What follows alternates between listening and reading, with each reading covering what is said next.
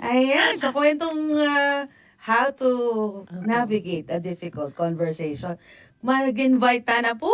Siyempre po, no, baka yung mga kakaluguran natin na nagtatago lang dyan. Mga nananahimik.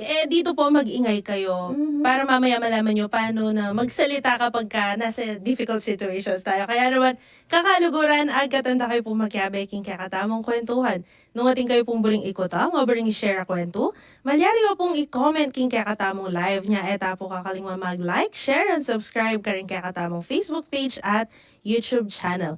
In kakatamang pong YouTube channel, ASF Radio Station 91.9 FM or go to www.youtube.com/c/ASF Radio Station 919 FM.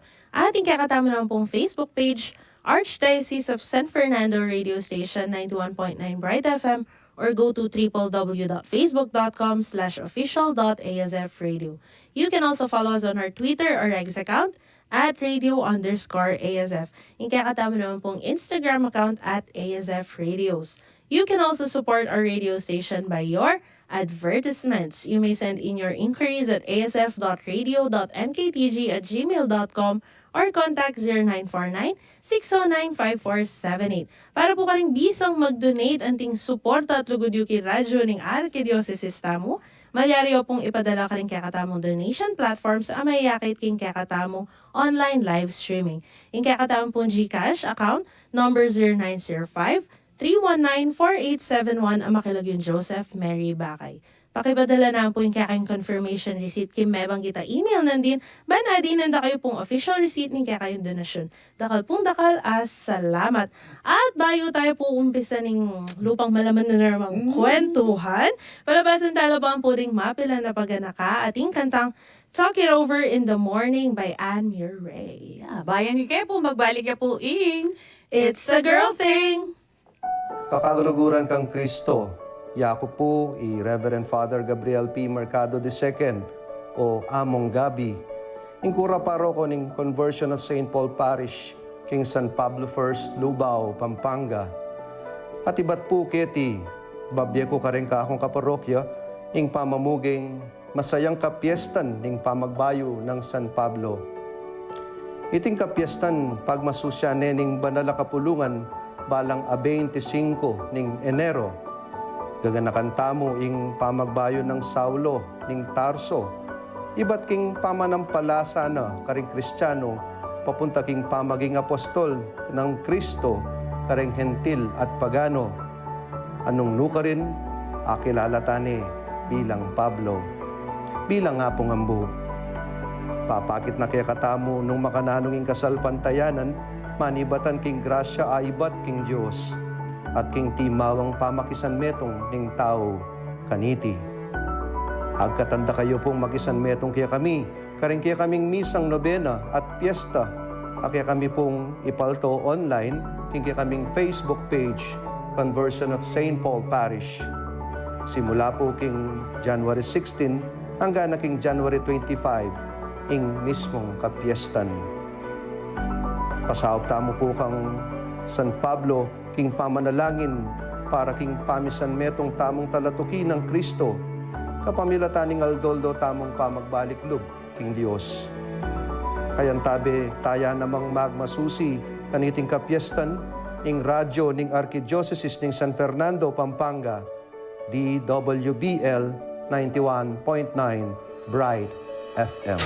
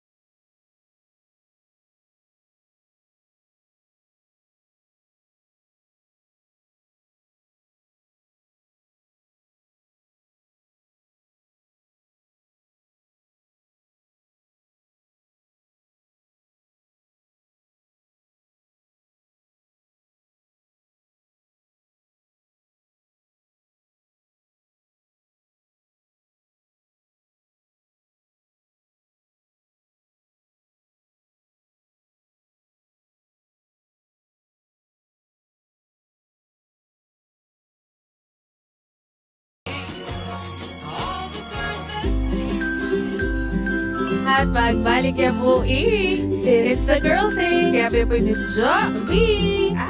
Miss Toni. Miss Toni, hello. Miss Toni.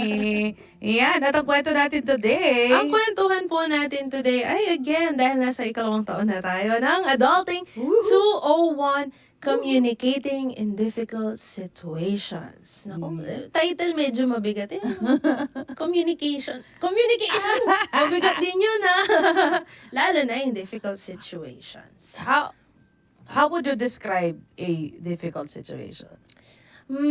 For me, yun po yung, para sa akin, I think yun yung kapag nahihirapan ako na dun sa tao mismo. Like, kung may other person involved, tapos yung medyo hindi kami nagkakaintindihan talaga. Parang dun po ako mas nahihirapan more than anything else. So, hindi mo siya friend, but you have to talk about something. Ganun ba? Or, minsan mas mahirap pa na friend mo siya. Tapos, pwede rin. hindi kayo nagmi-meet, hindi aligned yung, parang mas ano po yun eh. Mas difficult yun. Tanungin natin si Toni, how would you describe a difficult conversation, Miss Toni? Actually, that para sa akin, napakagandang question yan. What defines, so before natin isolve yung problem or mag-suggest kung paano natin isolve yung problem, alamin muna natin, bakit ba siya problema? Bakit siya mahirap? Anong reason? So I think, isa dun sa mga na-touch na ni V kanina is yung parang natatakot ka, no?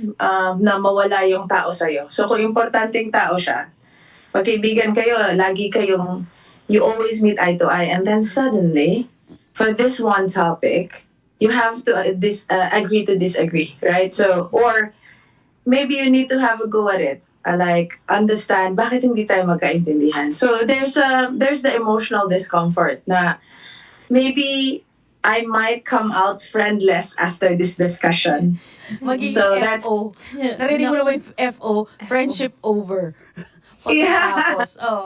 Yan yung siguro yung pinaka-difficult na maybe emotionally for everybody. No one wants to lose a special person, especially a really good friend, because they're very hard to come by, right? So yun siguro yung one of the things is emotional discomfort, and then there's also a fear of conflict. So you don't necessarily want to create friction with someone.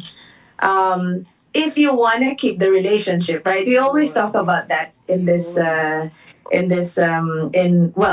201 now. We always say, if it's a relationship you want to keep, you always want to be very careful with how you communicate your message. And if you know that this discussion might cause a conflict, of course, if you really want to keep that relationship, it's going to be dreadful to actually open up that I disagree with you, right? And because of all of this, it becomes kind of a cognitive overload. Para siyang sensory overload. Ano sasabihin ko? Ano nga ba dapat kong sabihin? Paano ko sasabihin? Paano ako magpe-prepare? Bakit kailangan kong sabihin to? Anong setting? Anong timing? So, ang dami mong kailangang isipin na para maging maganda yung outcome ng discussion, we're already setting the scene that this is a relationship you want to keep. It's a topic that you really need to look into because it's important for you.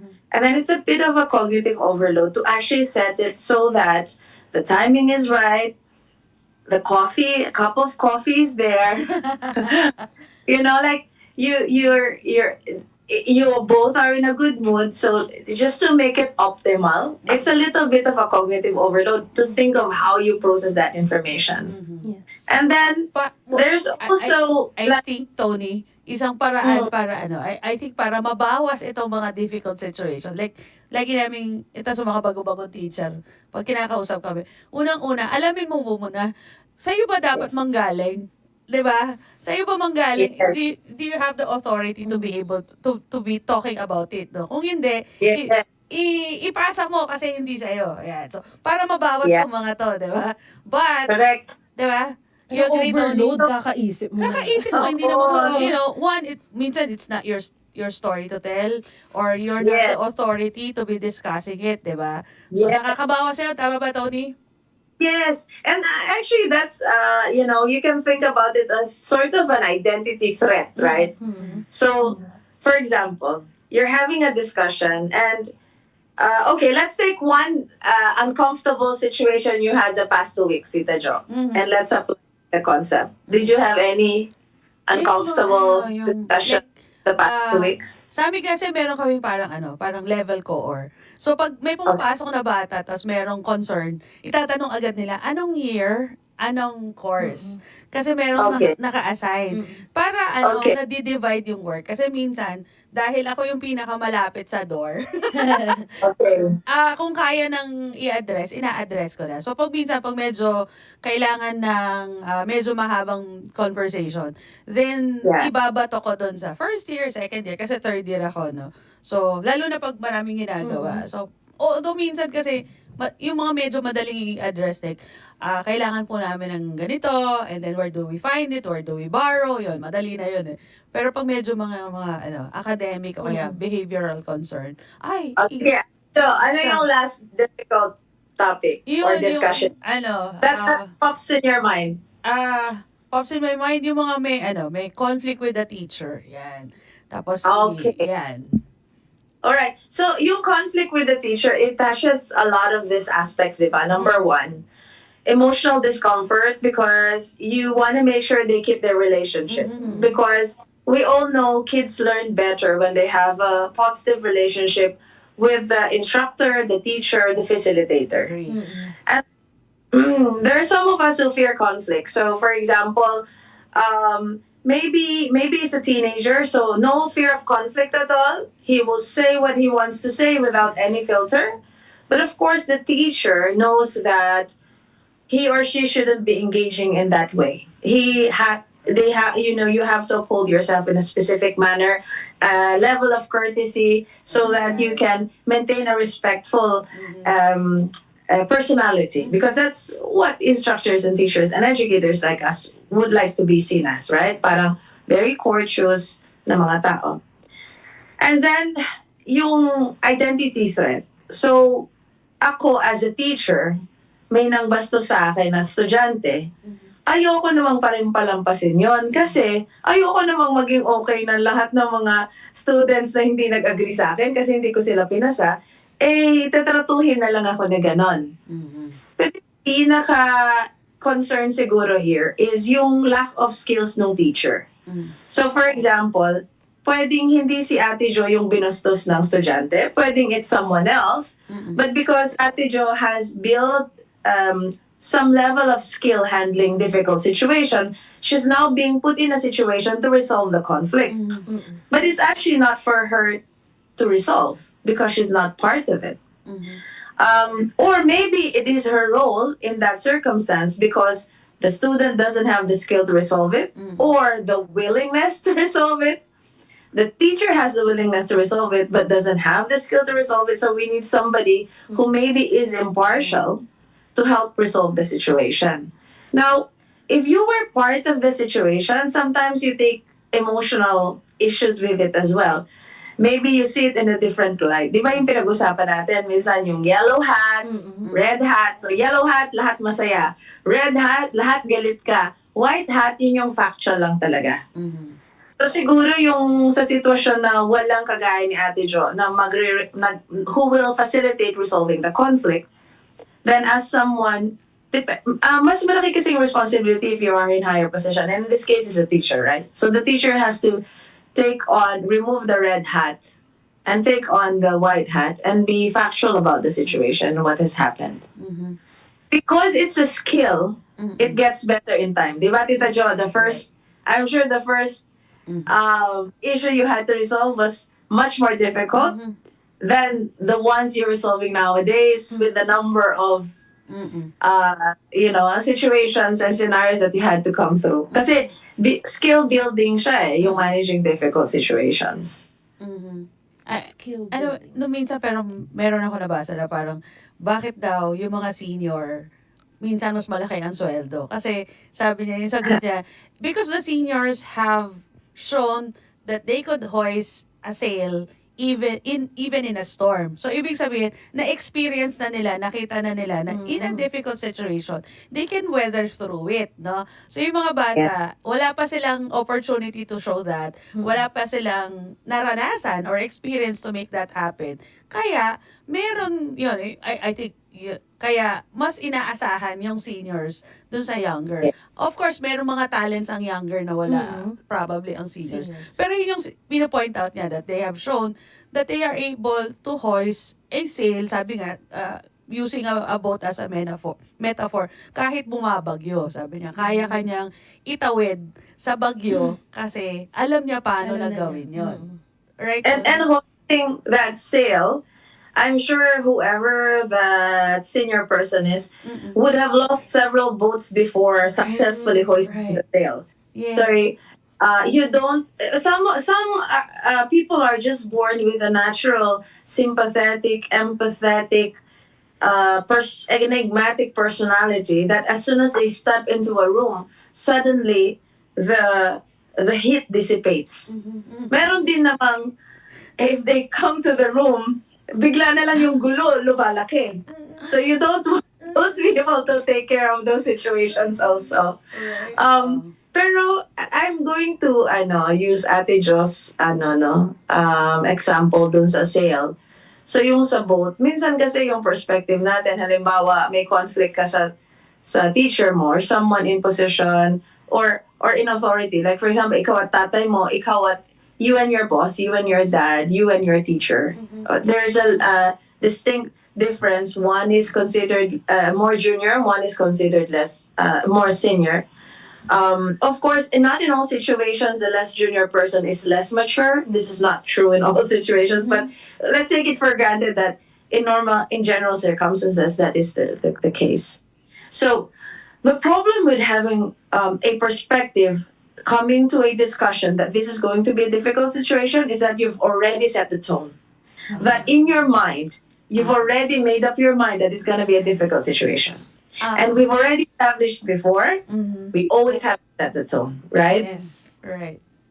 So you prepare yourself that this might be uncomfortable, Ayun. but it's going to be difficult.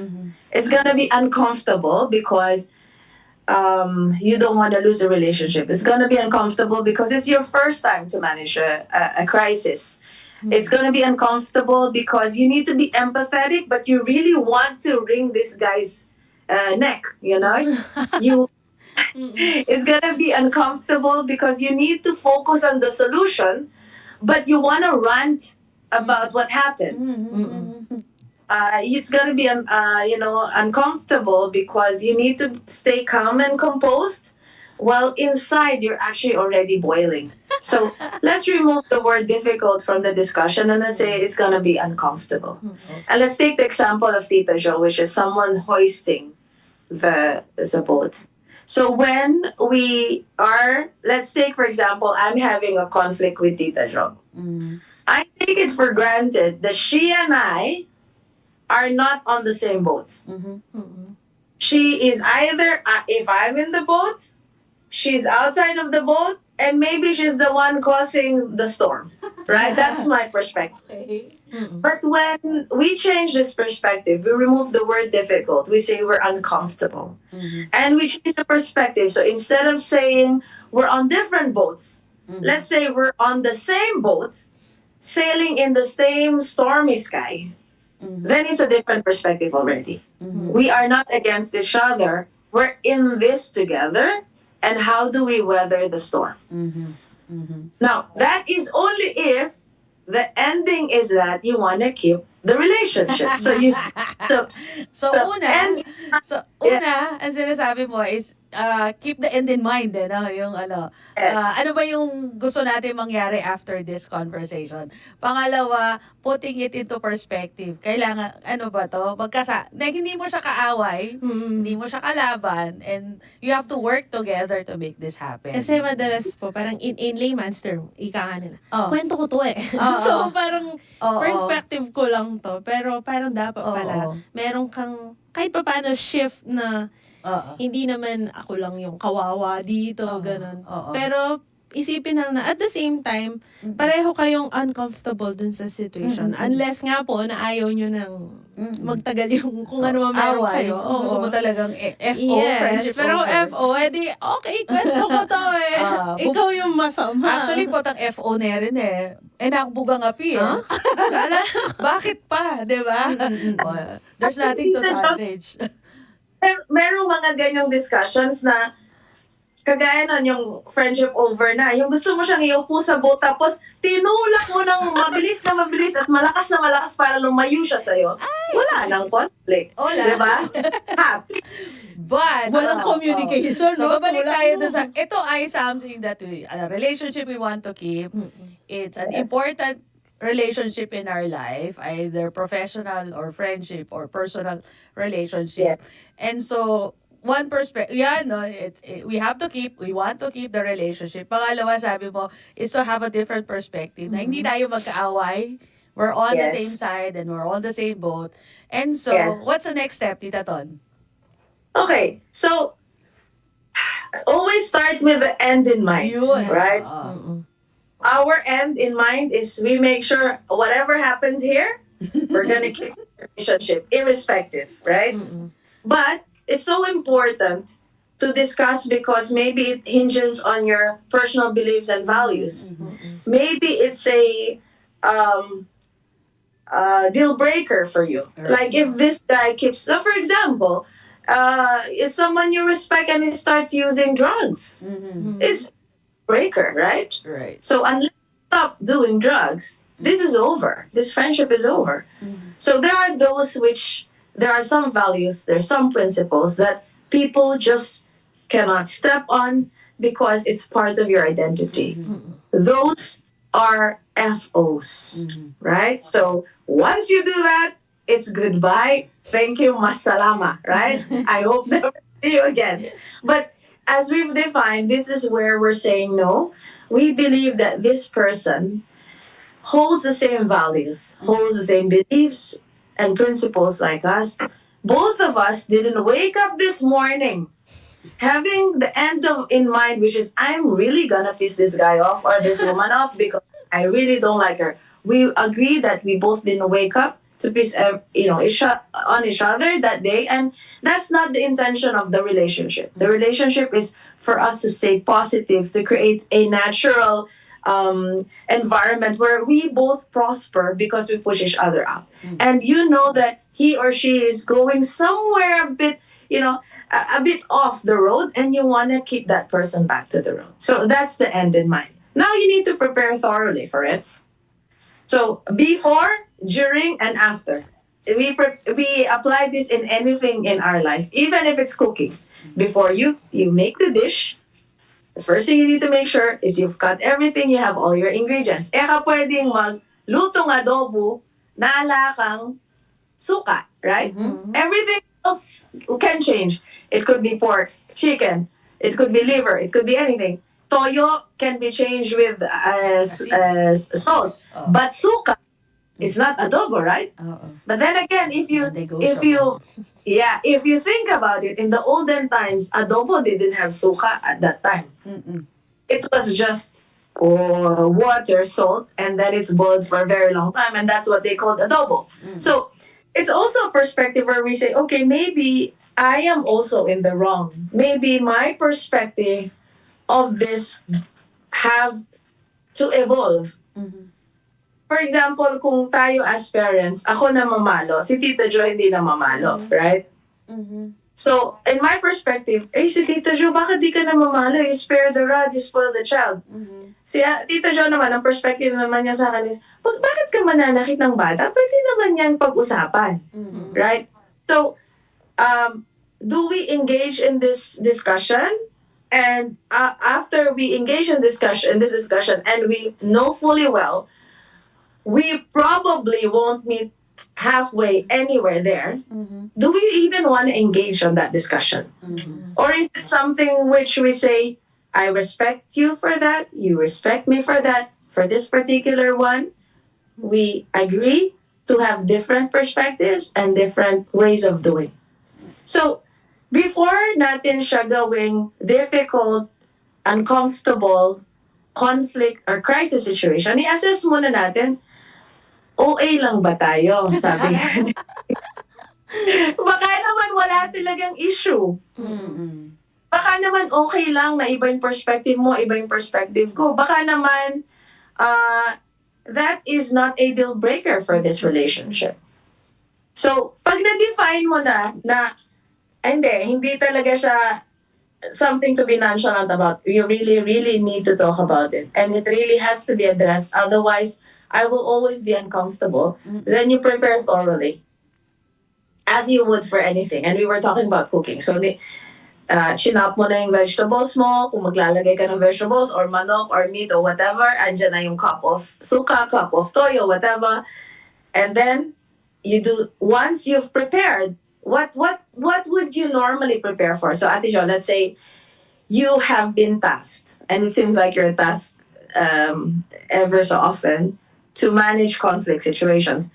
How do you prefer to prepare when you're gonna have that uncomfortable situation?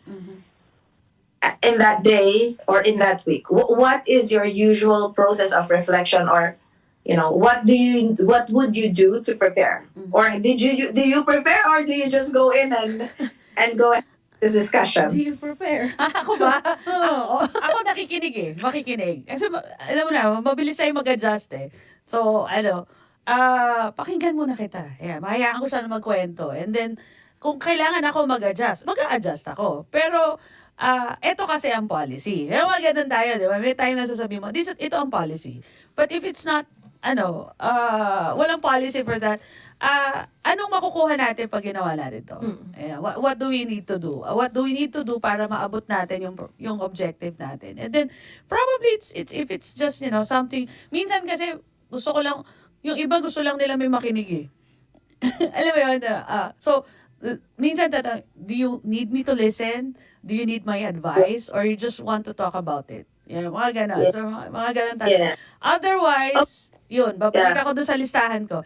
Ito ang policy, ito ang assessing, kailangan ko ba mag-adjust na lang? Or, it's just something that we talk about, agreeing to disagree. Okay, so I think this is another scenario where there's really no conflict, right? There's no conflict between you and the student. It's a correction. So it's a process of correction for the student to understand this is a policy and he or she just needs to abide because it's a policy, as with any office, relationship, or for example, relationship, hindi ka pwedeng magkaroon ng iba. Otherwise, di ba policy? Di ba? May mga ganong policy na kailangan i-follow mo. So, walang conflict. It's a course correction. So, in this case, ang gusto nating outcome is dapat sumunod siya. So, para sumunod yung isang tao, dahil iba-iba yung perspective natin. Tama yung ginagawa ni Ate Jo. Siyempre, mag-reflect muna siya at alam niyang kailangan magkaroon siya ng open mind during that discussion, an open heart na magkinig. Because ang purpose ng communication is for one information to be transferred to the other person, right? So, kung sa pag-uusap natin, ang ginagawa lang natin is bang, without even checking, open ba to for information? True. It's not anywhere. Magbabounce back lang siya, babalik siya sa'yo. And then magtataka ka, 10 beses ko nang kino-coach tong batang to, wala talagang nangyayari. Minsan, ganong situation, we also have to empathetically understand ano ba personality ng bata na to. Kaya pag iba, for example, ako 2 lang naman yung anak ko, di ba? Isa lang yung, for example, meron kaming isang issue na kailangan ng course correction. Yung pakikipag-usap ko, yung tono ko, yung timing ko, magkaibang ba? Kasi, yung isa emotional, yung isa hindi siya emotional. So, yung isa, pag sinabi mong policy, ang follow-through niyan, to the letter. Yung isa, pag sinabi kong policy, bakit policy? Right? Sinong nagbigay ng policy na yan? Kinwestiyon yung authority. Oo, bakit hindi ako parte ng gumawa ng policy na yan? Emotional. So true. Diba? So, yung isa, lagi siyang, ang kailangan kong perspective is, anak, ito ang outcome na kailangan natin. So, ito yung gagawin natin, ha? Ito yung mga steps natin. Yes, Nana, good, that, the letter. Yung isa, hindi ko siya pwedeng bigyan ng rational na ito ang kailangan natin gawin. Hindi. Ibang perspective. Hindi So, pwedeng pwedeng... basta. Hindi pwede. Kasi doon it works eh. Di ba? It works na, bakit? Basta. Sumunod ka na lang. Ngayon, hindi. Oo. You really have to explain. At saka dapat Siguro, maluwalhati sa puso niya. Susundan niya yung policy. Bakit may policy? O siguro, di ba, we came from a generation na tayo okay lang yung basta kasi we had so much. Parang we looked up to our parents, our generation looked up to our parents so high na pag sinabi nilang, iyan ang gagawin mo, may mga questions ka, pero hindi, sabi ni nanay, sabi ni tatay, di ba? Pero yung generation ngayon, may, syempre, fluctuations yan. And tayo, pwede din natin sabihin, that's a good example where we say, hindi ako mag-adjust. Kung paano ako pinalaki ng nanay ko, yun din, basta. Pero, parang hindi rin yata masyadong maganda na hindi tayo nag-adjust, di ba? Kasi yung generation na yan, magkakaroon tayo ng gap. So, for example, very, very recent, yung pagising sa oras para magsimba. Right? Yung isang, hindi ko na sasabihin kung alin kasi baka Dalawa lang naman. Dalawa lang mahirap So yung una, sasabihin ko lang, alam mo, pag na-late tayo, wala tayong parking, hindi tayo magiging magkakasama, magkakasama sa upuan, o wala tayong upuan. Hindi natin marinig yung homily kasi late tayo. Ang purpose ng pagsisimba natin, di ba, yung matutunan kung ano yung sasabihin ng pare at ma-apply sa buhay natin. Paano tayo matututo kung wala tayong dadatnan kasi late tayo magising? Yung isa iba, I have to explain. For me, I am trying to be a good person. I am not perfect and I am not extremely good. I am maybe somehow good. And I want to be better. And coming to the church is very important to me as a person because I want to save my soul. And saving my soul entails a few things. Saying the rosary, going to church, listening, doing good works, doing charity, not harming other people, following the 10 Commandments. It's important for me. So, if you don't wake up and we're late, I feel bad when I come to church because here I am coming to work on time. I come to work I come on time for training. I come on time for meetings, but I cannot come on time for God. It pains me as a person that I cannot do that. One situation, 2 kids, 2 different explanations. And if I used one will not wake up on time. Because it doesn't bother that person. You haven't spoken the language they speak.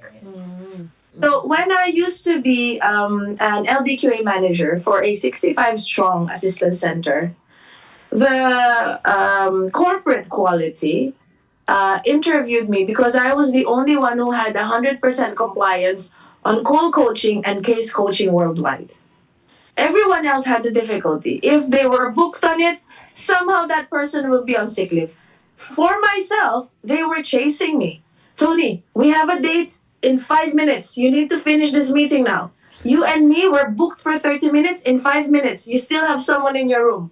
Okay, I'll take them out. And I said, okay, please, Ahmad, can you go? Because I need to meet, this person in 5 minutes.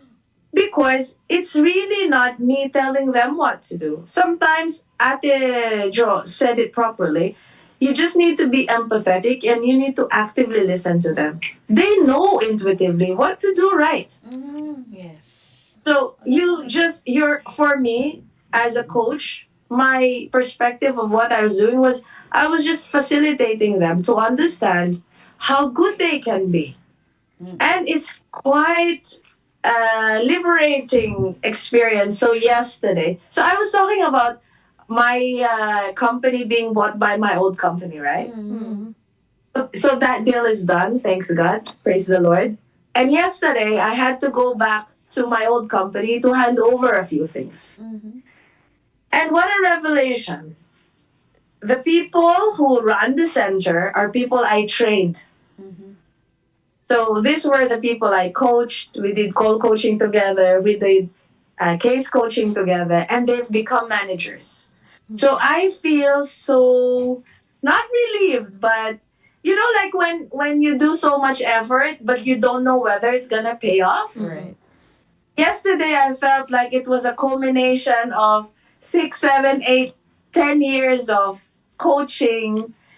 And I'm sure Ate Jo will feel the same way when she meets this student in 5, 6, 7, 10 years' Right. time, and this student is successful. And one of the reasons is because she's successfully done a uncomfortable coaching with a person. So as long as sa akin kasi, people, when we are in a place of authority, we must wield this authority with care and say, I'm gonna use this authority to make this whoever I work with realize how good they are, so that they can be the best versions of themselves. And and this is something they tell me. So, and they say, even if you're not around, we always think, what would Toni say? What would Toni do? I cannot say this stupid thing. It's gonna offend that person. Toni will never say this. I'm gonna control myself and not say it, even if I'm upset. So, you want them to succeed. And honestly, everyone wants to be a part of someone's success, right? And if that entails a little bit of effort in understanding the personality of that person, it's worth it. So, for example, sa akin, I can be lazy and say, basta. Gumising kayo sa oras, basta. But what am I teaching my kids? I'm teaching my kids that because I'm in a place of authority, they don't have rights. They don't have feelings. So by saying basta, I'm actually discounting them as a person. And I shouldn't, because the house should be a safe environment of learning. If they are throwing tantrums at me, it means they're comfortable with me. But hopefully at some point, I coach them enough so that they understand you don't need to throw a tantrum just to be heard. You can just tell me. Because, for example, for my emotional child, I'm not emotional. So I have to understand her because she works that way. And when she comes to me all emotional, I explain, Hope, wait. I am not emotional. You need to explain it to me in a cognitive, rational way so I can understand you. So it's a two-way process, right? I understand how you learn, how you take information, but also I have a responsibility to explain how I learn and how I take information. Because you can go cry in front of me and I will just be like, it's not that I don't care or I don't love you. I just don't function that way. So my love language is very different from yours. We may be different, but it doesn't mean we cannot be together, we cannot be friends. Actually, the best of friends, the best of relationships are when you're not really exactly the same, but you kind of complement.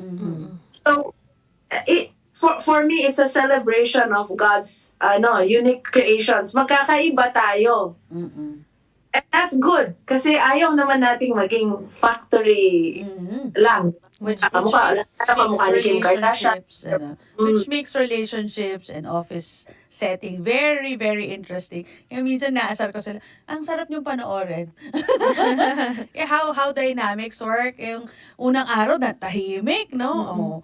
Nung unang araw nito, tahimik to. Ang sarap ang asar. Uy, si Aaron yun. Si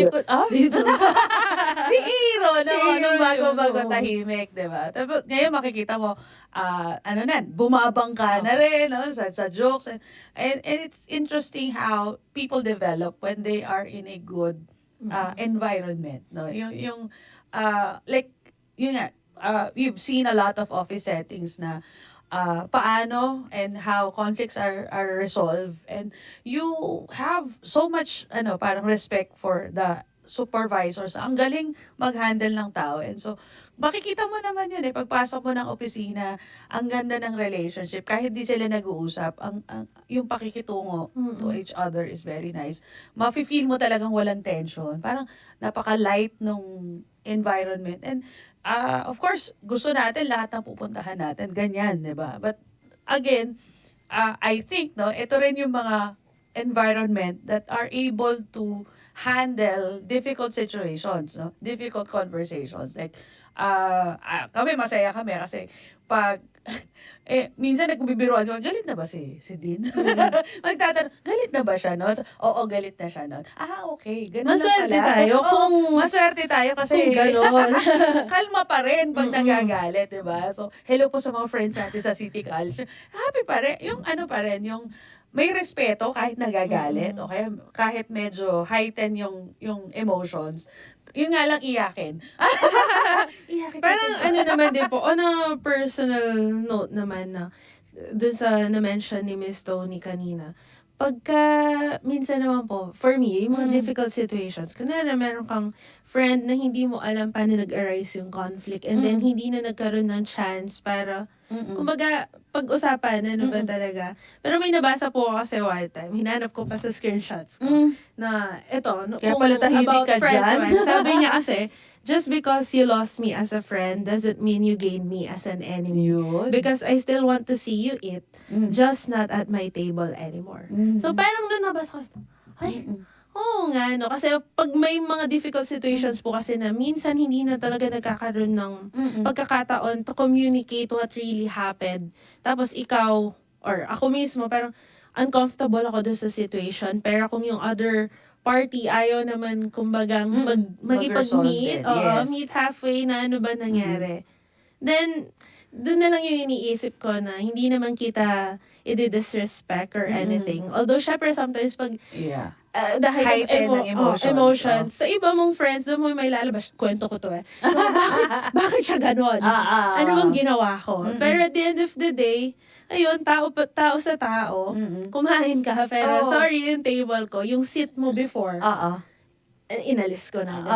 Kung ayaw mo na rin naman you could umupo bring your chair somewhere else. Yeah. Kasi Okay. the deal breakers that does not make you a bad person. Tama ba, Tony? It does not make that person a bad person. It's just that deal breaker siya para sa'yo kasi parang you don't wanna spend time anymore for this person, with this person. And so, pili din, no? Although, syempre, that means you have one less friend. No? Kaya nga magaling ka din makipagkaibigan, di ba? Kasi, mamimili ka pa rin. Yung Open the seat, door. kung hindi niya bibit-bitin, naalis siya. At may may bagong darating na uupo doon. Or, find another circle. Di ba? Palit ka ng table. Baka kung dati rectangle siya ngayon, sakto na lang na circle siya. Sakto lang kayo. Okay na yun. Part of life, right, Todi? Circle of life. Absolutely. I think you need some, minsan, I think I remember Ate Jo say before, no, na you have to choose your battles. You're not infinite, right? So, and also, you shouldn't be friends with everybody. That's not those. You must choose who you give your energy to. And the other people also have a choice if they want to give you their energy or not, right? Exactly. So it's something you need to have a healthy perspective of. And at the end of the day, actually, the most secure people do not require to be surrounded with so much noise. Okay ka lang you and your book, kung ano mang klase yung book yan, tapos nakatambay ka lang, may kape ka, tapos may isang kang kaibigan na darating. Happy on, kasi alam mo you're after the quality. Yes. Tapos, siguro yung sa'yo, V, yung example nun is minsan, the best way to communicate is to stay silent. That situation doesn't uncalled for kung sisiraan pa kayo or mag-aaway pa kayo. Hindi naman kailangan kasi you were not meant to be friends. So, kahit actually ako na-experience ko din, meron kaming very good friend. Tapos, naghiwalay kami, very, very talagang values and beliefs clash. at it was a really no-go for us, hindi pwede at all because it was hinging on safety and security issues. So, hindi talaga pwede. So, once na-choose niya yung landas na yon, we could not come with him. And then, yun, nagkukwento siya na sa ibang tao na ganito kaming mag-asawa, ganyan. So, nadamay pa yung mga anak namin, pati yung mga anak nila, ganyan. Thankfully, yung mga tao, they say, I don't think that the family is like that. I don't think that Omar and Toni are like that.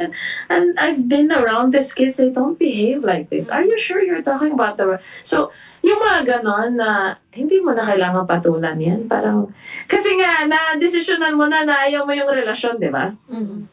So, kung ano mang gulong ginagawa niya, hindi ka na parte niyan. At minsan, may magpupunta sa amin, magkukwento, alam niyo ba, sinabi to.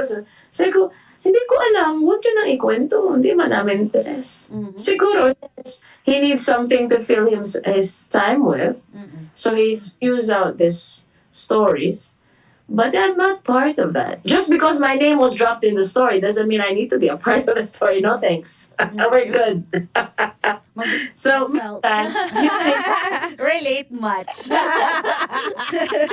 Mag-break pa ba tayo, V? Kaya pa ba? Mag-break pa ba tayo? Oo.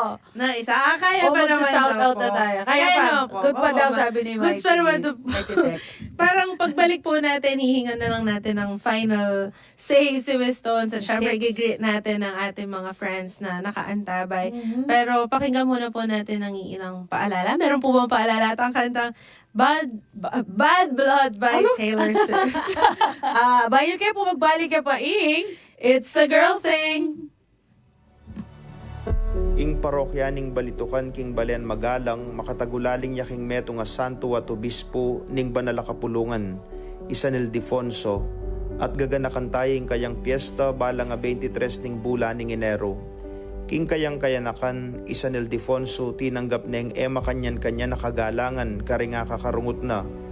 Melambat linub yaking meto nga monasteryo ban magdulap kapayapa na kaisipan at lalo pang palalaman ing kayang debosyon king Nuana Virgen Maria. May kilalaya naman king lugod na karing kalulo. Anyawaran tamo ing kasaupanang San Ildefonso, ban kanita itamo man, mika makapasubali tang lugod karing kalulo, lalo na kaniting panahon ning pamangailangan. At kalupa na namang San Ildefonso, kilalanan tamo muna maning lugod ning Nuana Virgen kay katamo. Ini po Reverend Father John Paul P. Cabrera, ingkura paroko ning parokya ng San Ildefonso, king Balitukan, Magalang, at kayantabe ning radyo ning Archdiocese ning San Fernando, Pampanga, DWBL 91.9 Bright FM. Pupugayan dakongan pong masayang fiesta ng San Ildefonso.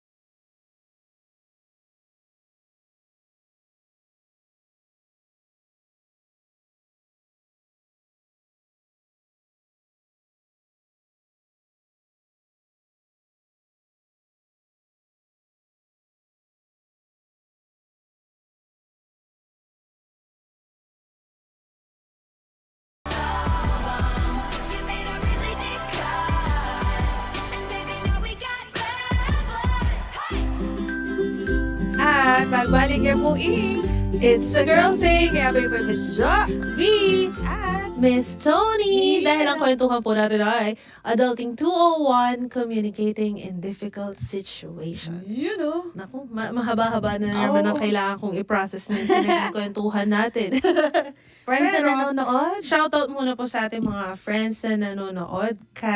Syempre una na dyan si Elijah Mark Rivas. Mamaya po yung mga shoutout nyo. Basahin muna po natin yung mga friends natin na nanonood. Hello po kay Jojo Bien, Hi Ma! Hi Ma! Hello, Ma. Maya Amurao. Kay Jenny Pilaw, Miss Cherry Pie of Cherry Pie Salon, Dina Malig Agapito, Joex Perez, Bal Gumban, Teresita Santos, Fernando Marcos Laguatan, Larden Manictao, Ron Evangelista Roque, Odi De Jesus, Alice Santos, Lorraine Malinaw, Merly Sanchez, Tanakaan, Princess Marie Sandoval, Hannah Gumaban, and Tita Peng Sikat. Shoutout na rin po sa friends ko. Medyo magkakasama sila. Nasa Bulacan po sila ngayon. Manunood ng concert. May May naiwan. May naiwan. Sino kaya yung naiwan? Kaya shoutout ko na lang po ang mga pumila sa ilalim ng mainit na araw. Hello kay Sigrid, kay Aaron, kay Ate Hannah, and kay Pam. Please enjoy the concert. Pakisigaw na lang yung fans ko for me. Abangan ko yung mga stories nyo. Ngayon, aabangan ko. Pero last week sabi ko, i-mute ko kayo. Nagbago na. Sige, magkikinood na rin ako. Hello Sige. kay Tita Mercy Montes. Hello po. Former teacher. At, Hello po. At ito naman po yung neighbor. ating mga friends na nag-comment. From Ninsky Pare Vlog, may pagkat panapon po. Kaya kayo watching from Florida Blanca. Wow, hello po. At syempre, isa sa mga suki natin sa It's a Girl Thing, from Elijah Mark Rivas. Shoutout po sa kaklasiko sa BSIT 1B ng Datamex Caloocan. Tatlo kami ni Lindel Villas at Erica Cator. Kasama si Dindo Antone, Christian Velasco, Winray de los Reyes, Dre Adem, Londi Jagasihas po ba ito? Clarence Antonio at John Ray Carzano. Napakarami kong engranding shoutout sa mga kaklasiko po sa It's a Girl Thing. Watching and listening. Ay, okay lang po yun. Thank you so much po Love it. sa pagsama sa amin. Shoutout din po sa lovely dog ko, si Putol. Na love ko pa rin. Parang ginawa kong unang silina.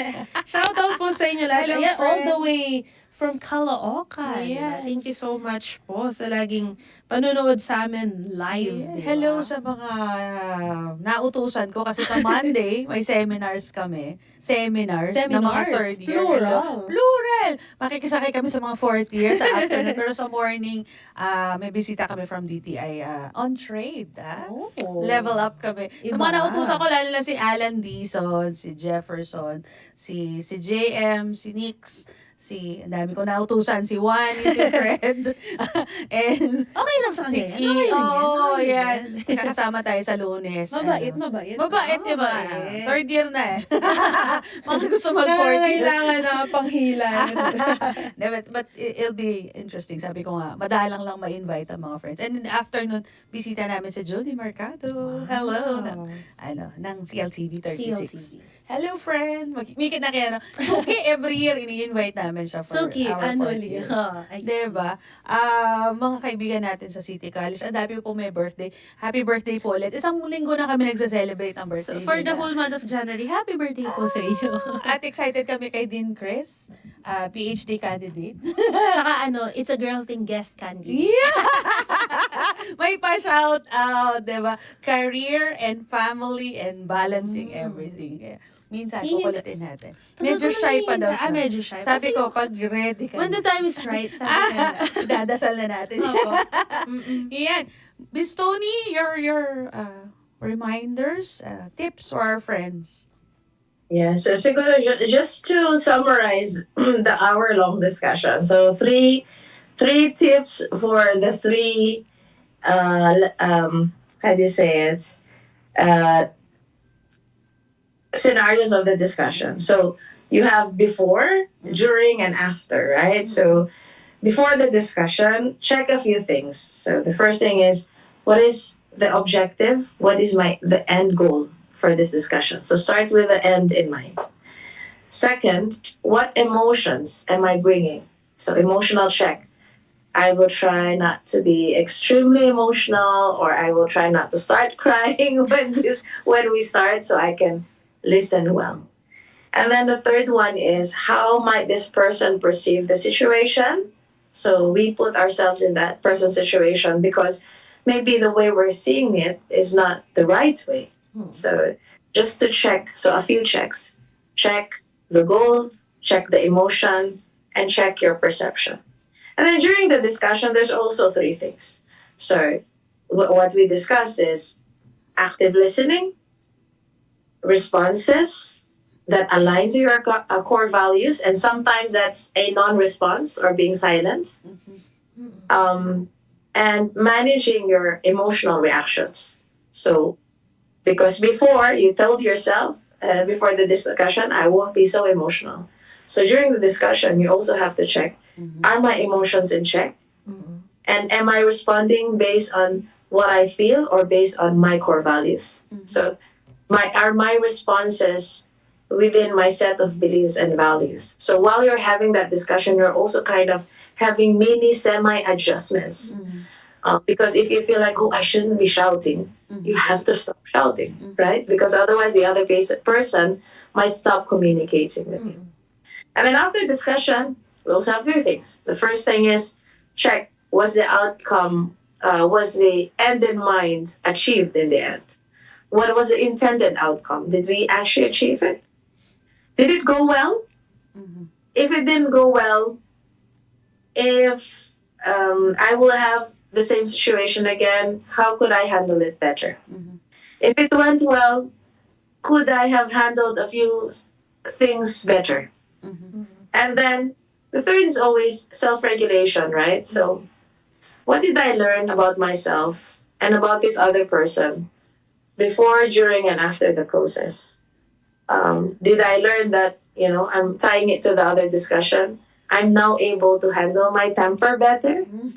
I'm not having bursts of shouting and emotional outbursts because I can now temper my level of emotion during a discussion, and therefore I'm able to respond better during this. So 3 things before, during, and after, and all 3 things always go to what is the objective, the emotion you're bringing, your perspective of yourself and that person, which then aligns to how you respond during the discussion before and after. So I hope that sums up the 1-hour discussion we had today. Amen. O, diba? Masterclass. May summary na. Okay na. Oo. Kasi no, minsan meron ako napanood na parang usually daw when they're firing people, usually binibigay daw sa babae executive kasi daw mas magaling mag-explain at mag-communicate yung babae executive. But what was, yung parang at the middle of the conversation, na-realize niya na, you're firing this person already and still you're growling at the person. Sabi niya, at the middle of the conversation, biglang nag-shift siya na love and compassion. Love and compassion. And then, napansin din ng mga taong nakapaligid sa kanya. Which brings me to the, parang, nag-iba yung dating niya, naging mas malambot, mas compassionate, mas, loving yung pagkaka-explain na why we are firing you. Because you're letting go this person anyway, diba? Tapos aalis siyang malungkot or masakit ang loob. Then that's a good way to say goodbye, right? So, parang ganun yung perspective niya. Tapos napansin daw siya ng mga kasama niya. Kasi minsan, kahit kayo lang ang nag-uusap, may mga taong nakatingin din sa'yo. There are people that there are eyes on you that paano kaya niya i-handle to? And then, without intending, you are also breaking relationships around you. Diba? Kaya, minsan, it's not just about you and how you look at other people, how people look at you, but how would other people feel because of this situation? Ganun pala siya. Yung mga ganun. So, if ganun ang perspective. Yesterday, not yesterday, Thursday, when I visited my old company, I met the regional HR director. And they were toying with him, and because, like, how many times are you going to bring back Toni? This is the 3rd time she's joining. And, his response was like, anytime Toni wants to come back. Because he was in one of those discussions where I had to fire a person just after maternity. And the lady signed a document, and as she was stepping out, said, "Toni, you know I love you and I will do everything for you." And then she left. And then he was on the verge of crying because he doesn't understand how a person who was just fired can say, "I love you" to the person who fired them. And I said, because it's a process, right? That person understood you invested weeks, months of your life making sure he or she succeeds. And in the end, it didn't work out. So he's leaving not because you didn't invest the time and the emotion and the effort, but because sometimes the best thing is just to walk out. And that situation we had. And I think for all of us as well, and it's a tip I want to leave everybody. I am coming back to this company again. Never burn bridges on your way out, ever. So that if at some point, for some circumstance of life, you have to use the bridge again, it's sturdy and it's welcoming. And if that is the only thing you learn from Adulting 201, and never burn bridges unless you really, really want to. And you know that it's on you if ever you do need that bridge, but you've made a decision. And it will not be a blaming game because you decided, I'm gonna burn this bridge and there is no going back unless try as much as you can, even if you've left the company, even if you've resigned, even if your boss is the most difficult one, to keep relationships intact. Because they will always reflect on you, whether it's now, in the future, your kids, even my employees. So when an ex-colleague calls me up and says, "Hey, Toni, I have one of your staff, ex-staff, applying for a job. Is it a go or no go?" And if I say, I'd rather not say anything, I that person will not be hired. Because they would know the reason why I don't want to say anything is because I have nothing good to say. Right. So Ate Jo was perfectly saying, it reflects on you, but not only you, on everyone around you, especially as a leader. I follow Toni because she has the same beliefs and values. If my staff gets hired somewhere else and they call me and they say, "Oh, you have a fabulous manager, and she said she will hire you at the heartbeat, and she said you were good," they know that they're hiring a good employee too, because employee has maintained a good relationship with an ex-colleague or an ex-boss. So if and when we can, we don't burn bridges because we might use them. Unless, you want to go atomic and say, "I don't want this bridge ever again." Diba? Meron naman talagang worth burning the bridges. Yung mga dapat ayaw mo nang balikan. Yeah. Either relationship and personal. But we're so happy you're here, Toni, and I'm here. Yes. I'm here. Naku. Sana, next time. Sana, we'll always be committed to be here. But because, sayang na hindi tayo nandito today. Sayang yung opportunity. Ang dami-dami pa pong kwento from Toni, and we are so happy you are always giving us time para mapag-usapan. No? Sabi yung last episode, it was used as a resource for one lesson ng isang co-teacher. So sabi ko, tuwa naman ako sa kanya kasi parang na-appreciate niya yung Adulting 2.0 natin. And hopefully, mas marami pa po kaming maibigay po na kwento sa inyo. And of course, we're very fortunate na kasama natin ang ating girl boss. Sa message ko lang, okay na. Yes? Yes. Happy ka na? Happy. Basta ang pinaka natutunan ko po, everything is a process na kahit ako mismo, kailangan kong pag-aralan yan. Yung palang pagiging kalmado and saka pagiging respectful dun sa other people sa situation na yun and even sa sarili ko. Yun. Pero everything is a process at noted na po doon sa never burn bridges unless gusto ko na talaga It's not good for you. earning. Yeah. Pero at the end of the day, respeto sa sarili at respeto sa mga tao within that situation.